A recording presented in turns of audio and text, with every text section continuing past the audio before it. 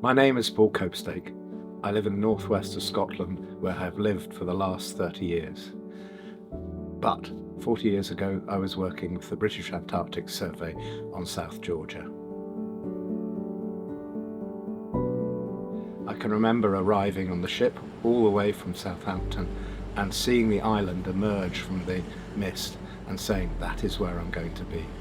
It's overwhelming. I arrived, landed on the beach, there were seals, there were albatrosses, and that was my home. And that impression of lush green, amazing wildlife stayed with me throughout my trip. I was in South Georgia between 1980 and 1984. Right in the middle of that period, there was a conflict which we all remember. I try to think of other things because I want to remember South Georgia for its wildlife and beauty.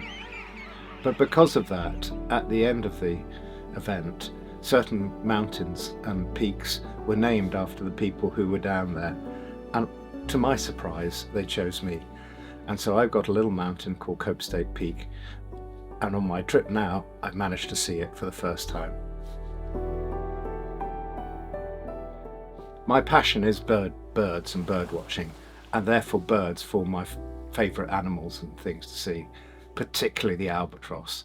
And my favourite albatross is the grey-headed albatross. It has a marvellous temperament, but also its breeding strategy is that it has 1 year breeding and another year when it's at sea. And I like that idea, to just be able to be parenting every other year. After 40 years coming back to South Georgia, I have seen quite a few changes. The biggest one, perhaps the both stunning and shocking, was to see the retreat of the glaciers, particularly the Ross Glacier, where I was lucky enough to be able to walk in my winter at Grytviken up to Ross Pass.